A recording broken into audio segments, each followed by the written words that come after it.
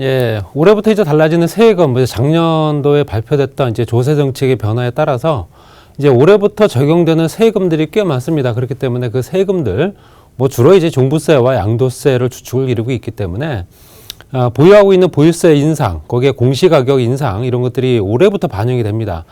토지도 마찬가지고요. 여러 가지 여건들이 세금들이 계속 늘어나고 있는 상황이기 때문에 본인들이 이제 보유하고 있는 여러 가지 주택들이라든가 부동산에 관련된 그 세금 내용들 굉장히 민감한 사항이기 때문에 한번 그런 부분들을 한번 자세히 한번 알아보실 필요 있지 않을까 해서 준비했습니다. 그래서 2021년도 부동산 관련 세금 내용을 조금 축약을 해서 정리를 좀 했고요.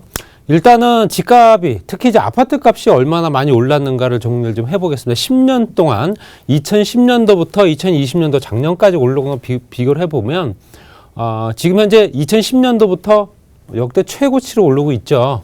그렇기 때문에 2017년도부터 가격이 상승하기 시작을 해서 실제적으로 전국적으로 봤을 때도 현재 2018년도에 3.2%, 물론 2019년도에 전국적으로 봤을 때 조금 떨어진 걸 보실 수 있지만 서울 지역은 2.91% 올랐죠.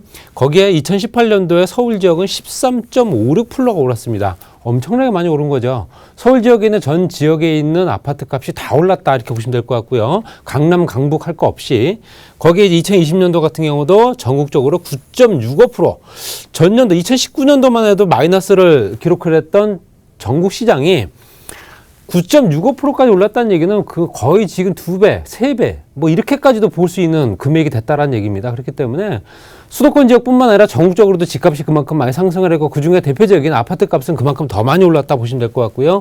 13.06%가 올랐다 보시면 될 것 같습니다. 그래서 이 매년 합산되는 누적되는 비율을 봤을 때는 엄청난 수치가 많이 올랐다라고 보시면 될 것 같고, 그에 따라서 또 전세 같은 경우도 매매가 상승에 의해서 덩달아 오른 경우도 있고, 임대차 3법에 의해서도 현재 매물 잠김 이런 것들 때문에라도 다시 또 그 시장이 자극받는 이런 형태를 보고 있다 보시면 될 것 같고요.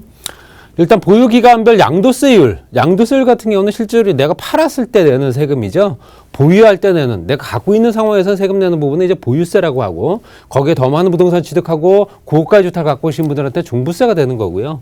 그랬을 때 1년 미만이냐 2년 미만이냐 또 2년 이상 갖고 있느냐라고에 따라서 1년 미만에 갖고 있었던 1년 미만 안에 내가 취득한 부동산을 처분을 한다 했을 때는 현행은 현재 주택 외 부동산이 50%, 주택과 입주권도 주택이죠.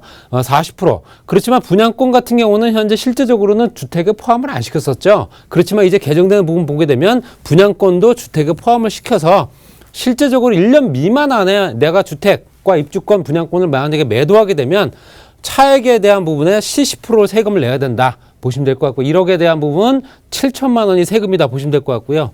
2년 미만 같은 경우는 2년 미만과 2년 이상이 거의 같습니다. 60%대라 보시면 될 것 같고요. 그 다음에 2년 이상 갖고 있는 사람들이 현재 주택과 입주권, 분양권 같은 경우는 무조건 현재 60%가 해당되고요. 주택과 입주권 갖고 있는 사람이 2년 이상 보유한 부동산을 매도했을 경우에는 기본세율 6%부터 45%까지 기본세율에 적용된다. 구간별로 나와 있는 세율이 다 다르죠. 그거에 따라서 이제 세금을 조정받는다 보시면 될 것 같고요. 또 달라지는 부분이 다주택자, 특히 조정대상 지역, 투기지역, 투기과열지구 안에 다 포함되어 있겠죠.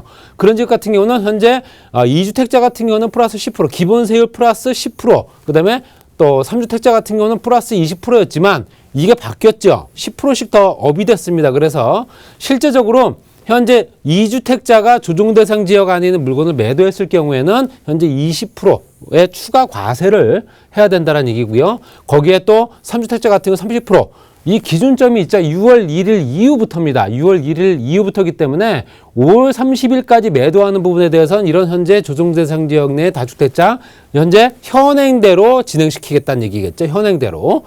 세금을 깎아준다는 얘기가 아니라요. 현재 플러스 10% 업되는 부분 추가 과세는 없다라는 얘기입니다. 그렇기 때문에 5월 30일 이전에 다주택자들이 현재 매도하는 매물들을 많이 쏟아져 내지 않겠냐 라고 하는 부분 때문에라도 이런 세금을 조정한 것 같고요.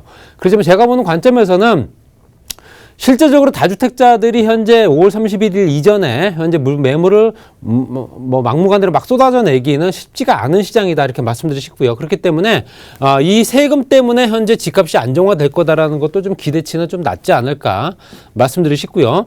1월부터 이제 현재 이번 달부터 적용되는 양도세 관련 내용 같은 경우는 1세대 1주택 장기보유 특별공제, 장특공제 적용 요건에 거주 기간이 이제 추가가 됐습니다. 이번 달부터 적용되는 겁니다. 그리고 조정 대상 지역 안에 현재 다주택자 여부를 판단할 때는 분양권도 주택수에 포함시킨다. 말씀드렸던 분양권도 주택수에 포함시킨다는 거는 1월 달, 이번 달부터 진행된다 보시면 될 것 같고요. 법인주택 양도에 대한 추가 과세된 세율을 인상했다. 뭐 기본공제도 없애고 뭐 이런 부분도 있습니다.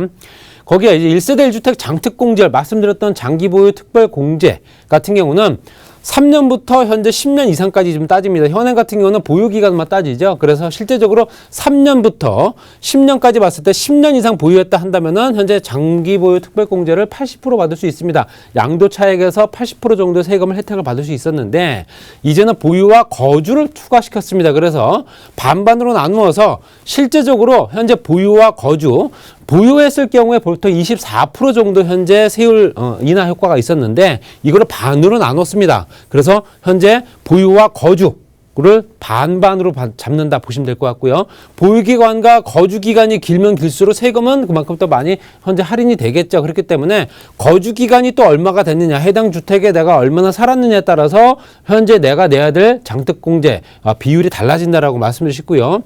보유기간이 뭐 3년이나 4년 이상이고 거주기간이 2년에서 8년 정도 됐을 경우에 최대 뭐 30% 이상까지도 공제해준다는 내용도 들어가 있습니다.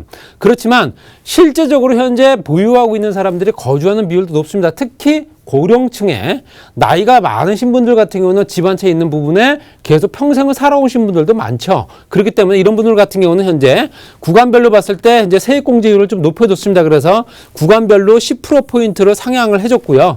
당연히 합산공제율도 10%가 높아졌다라고 보시면 될 것 같습니다. 그래서 고른자 공제율이 60세에서 65% 같은 경우는 현재 작년만 해도 10%였는데 올해는 20%.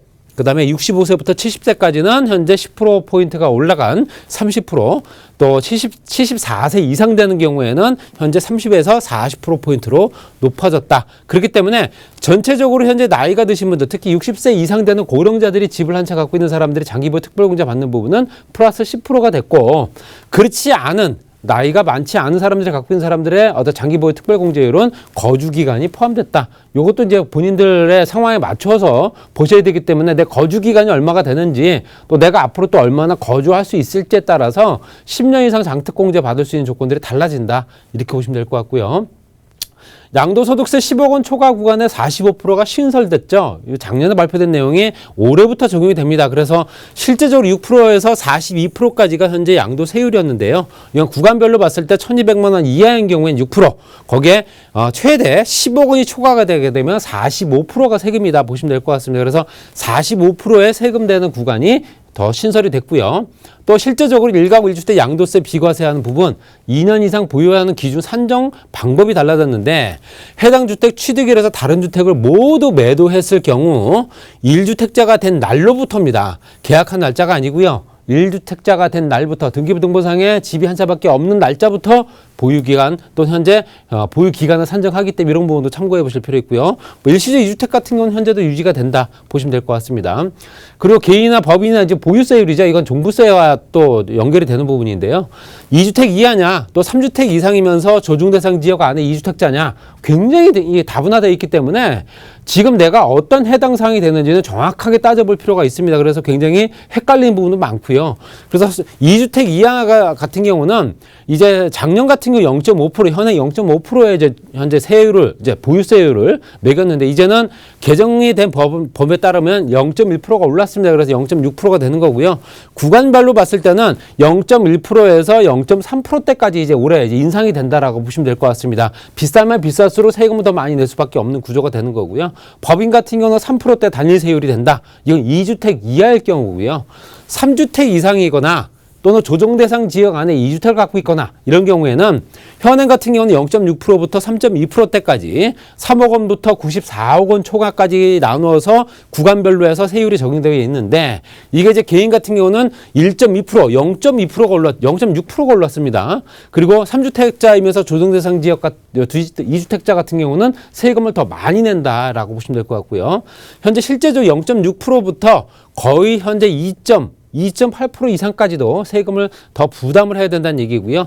또 법인 같은 경우는 6%, 이제 3주택자 이상이거나 조정 대상 지역 안에 2주택을 갖고 있는 법인 같은 경우도 단일 세율 6%, 2주택 이하인 경우에 3%를 세금을 내야 된다라는 부분도 있습니다. 그래서 실제적으로 법인 세금 같은 경우도 최고세율 단일세율 6%를 적용을 한다라고 보시면 될 것 같고요. 또 현재 종부세에 해당되는 부분에서 과표 산정하는 기준에 기본 공제가 6억 원이 있었는데 요거는 이제 폐지가 됐습니다. 그리고 실수 2주택자 아까 말씀드렸던 부담 경감을 해주는 플러스 10%포인트도 아까 제가 설명드렸던 부분이고요.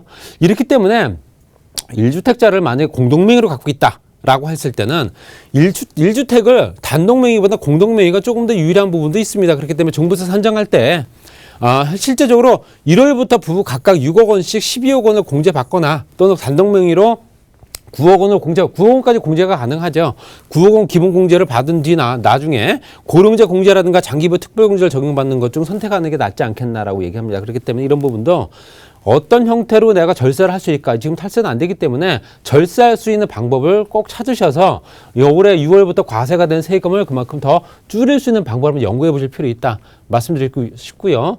또 이제 어떤 공급에 관련된 부분, 신혼이라든가 청년 임대주택 같은 경우도 이제 어떤 소득 요건을 현재 좀 완화해 줬습니다. 그래서 10%포인트 정도 이제 갖고 있는 이 맞벌이 부부가 벌어들인 수입을 조금 더 높게 책정을 해서 더 많이 버는 부부들이라도 현재 신혼부부 특별 공급을 받을 수 있게 만들어 준다는 얘기고요. 신혼부부 같은 공공분양부터 신혼희망타운, 민영아파트가 있을 겁니다. 그랬을 때 바뀐 부분은 우선 공급이 70%, 일반이 30%를 잡는데요. 그걸 봤을 때는 100%는 이제 홀로 벌이를 100%를 얘기를 하는 거고요. 맞벌이는 120%까지. 그리고 실제적으로 일반 공급 30%에 해당되는 부분 같은 경우도 현재 맞벌이는 140%까지 10%포인트가 높아졌습니다. 거기에 실제적으로 또 이제 민영아파트 같은 경우도 거의 10%포인트가 높아진 부분이 있기 때문에 여러 가지 형태로 봤을 때 생애 최초로도 마찬가지고요. 그랬을 때 내가 더 소득이 많아서 내가 신혼부부라든가 아니면 생애 최초 주택 공급을 받지 못하는, 특별 공급을 받지 못하는 경우도 있었을 겁니다. 그렇기 때문에 이런 부분도 현재 소득을 조금 더 높게 책정을 하더라도 그 사람들이 주택을 분양받을 수 있게끔 만들어준다라는 내용이 들어가 있습니다. 그리고 이제 3기 신도시가 이제 곧 이제 시작이 되죠. 뭐 시작이 됐다라고 봐도 무방하고요.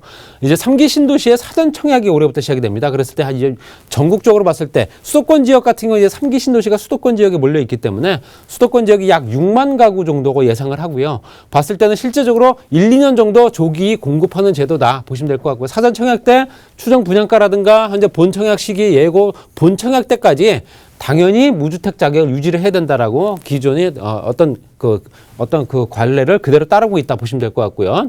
사전 청약 같은 경우는 공공분양과 민간분양이 있을 텐데 민간분양 일반 공급은 가점제로 합니다. 그래서 공공분양 같은 경우는 청약 통장 유지 기간이 얼마나 되는지 또는 현재 월 납입금을 충실하게 납부하고 있는지 현재 해당되는 날짜에 밀리지 않고 그날 날짜에 딱딱 납부를 하는지 그것도 따질 겁니다. 그랬을 때 공공분양 같은 경우 청약 통장 유지 기간 길면서 매월 연체하지 않고 그날 날짜에 꼬박꼬박 납부하는지 그것도 따져보셔야 되고요. 만약 경쟁이 된다. 1순위 경쟁할 수 있죠. 1순위 경쟁할 수 있기 때문에 지금 이제 전세값이 오르는 지역들이 3기 신도시 주변으로 굉장히 가파르게 오르고 있는 이유도 당연히 이 지역에 먼저 거주하는 여건을 만들기 위해서 그럴 수밖에 없다. 말씀드리시고요. 또 무주택 기간이 3년 이상이 되거나 1순위 경쟁했을 경우에는 저축 총액이 많은 순으로 합니다. 이건 40평방미터 이하이면서 청약 납입 횟수가 높은 사람들 우선적으로 공급을 합니다. 소형주택부터 먼저 공급을 하겠다는 얘기고요. 현재 실제 월 납입금 인정 금액은 10만 원까지 10만 원 이하는 안 되고요. 10만 원 이상까지는 인정을 해준다. 또 청약 관련 제도도 분양가 상한제가 적용되는 이 아파트 단지들이 꽤 많습니다. 그렇기 때문에 분양가 상한제 아파트 단지들 여기는 최소 2년 이상 거주 요건이 들어가는데요. 공공택지 같은 경우는 분양가에 따라서 분양가가 면적에 따라 달라지기 때문에 최초 입주 가능일부터 3년에서 5년까지 거주 요건을 만들어야 되고요. 민간택지 같은 경우는 2년에서 3년 정도 거주 요건을 만들어야 된다라고 말씀드리고 싶습니다. 이런 것도 꼼꼼히 따져보시고 청약을 하셔야 되고요. 또 수도권 투기 과열지구 안에 재건축 아파트 같은 경우 이번에 이제 4월 보궐선거 서울시 같은 경우도 현재 이 재건축 얘기가 나오고 있습니다. 그렇기 때문에 조합원 분양 신청 시까지 이때까지는 없었던 2년 이상 실거주 조건부 분양 신청이 허용된다라는 부분이 올해 시행이 됩니다. 이게 서울시장이 바뀌면서 서울시에 관련된 재건축 재개발 사항이 어떻게 바뀔지 모르겠으나 현재 진행되고 있는 예정된 상황이 이렇다 보시면 될 것 같고요. 연속이 아닙니다. 연속으로 2년을 쭉 살아야 되는 건 아니고요. 합산 2년이기 때문에 그런 부분 한번 참고해 보실 필요 있습니다. 물론 이게 현재 서울시장이 어떤 분이 될지 모르겠지만 그분이 다시 이거를 어떤 다른 방법으로 또 제시할 수도 있기 때문에 이런 부분도 한번 지켜보실 필요가 있다 말씀드리고 싶고요. 그다음 전월세 신고제 2021년도 6월부터 시행을 합니다. 전월세는 임대인, 임차인 모두가 신고를 해야 되고요. 전월세, 이 주택임대 사업자뿐만 아니라 모든 주택에 임대를 놓는 사람들이나 임대를 들어간 사람들이나 30일 이내 계약 당사자가 해당 계약 내용을 신고를 해야 되고요. 또 임대기간, 보증금, 임대료까지 정확히 기재가 돼야 됩니다. 그리고 계약금, 중도금, 잔금, 납부일까지 구체적으로 기재가 돼야 된다. 이거를 이제 신고와 동시에 확정일자를 부여를 받을 수 있고요. 또 임대차 계약 내용을 신고하지 않은 경우나 또 현재 허위 신고를 하는 경우에는 100만 원 이하부터 500만 원 이하까지 과태료가 부과된다라는 걸 꼭 따져보시고요. 오피스텔이라든가 고시원 등 현재 다중주택, 이런 것도 주택에 포함되지 않는 비주택 같은 경우는 해당 사항이 없습니다. 여러 가지 여건들이 세금이 이제 이번 해부터 많이 바뀌는 부분이 있기 때문에 이것들이 조세 정책이 또 올해는 한 2번 정도 또 바뀔 겁니다. 그렇기 때문에 세금 정책에 꼼꼼하게 한번 본인들한테 잘 맞는 또 어떤 세금 과세 기준이 되는지 이걸 한번 잘 살펴보시고 올 6월 달에 납부할 수 있는 여건들 충분하게 한번 고려해 보시기 바랍니다.